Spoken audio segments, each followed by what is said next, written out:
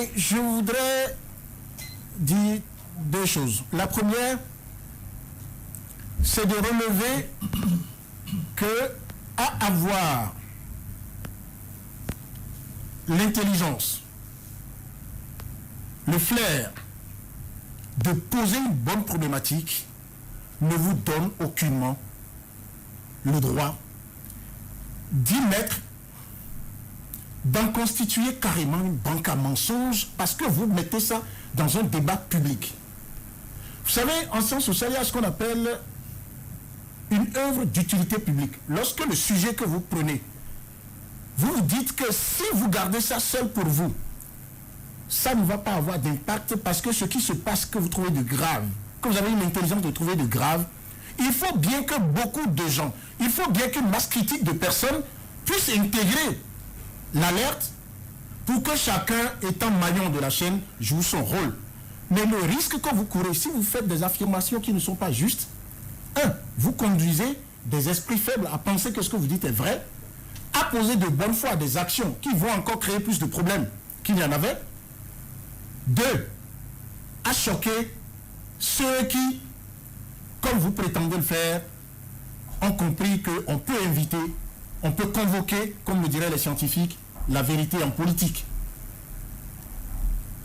Dans la chapelle politique, qui est la mienne, l'UDBN, nous avons crié tout le temps, c'est possible, et au-delà de ce que c'est la marque de fabrique de ma chapelle politique, c'est une conviction personnelle à moi, Jules Léandre Kitty. Parce que j'estime, et ça c'est là seulement qu'on est d'accord, et avec lui, avec le chef de l'État, qu'on peut inviter la politique en politique, la vérité en politique. Mais lorsque M. Distel Amoussou affirme, sur un plateau aussi sérieux que le vôtre, que on n'a pas vu depuis 2016 un seul cadre, je pensais qu'il allait s'arrêter au cadre technique de l'administration pour que nous ayons l'excuse nous ayons la possibilité de leur trouver l'excuse que l'administration ne devrait pas être politisée.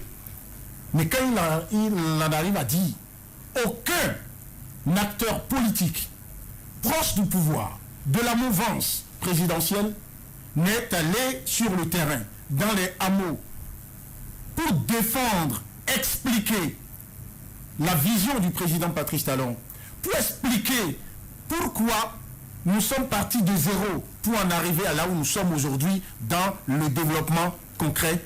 C'est un mensonge, je ne trouve pas. J'ai fait l'effort d'être diplomatique dans mes propos, je dis c'est un mensonge. Pourquoi?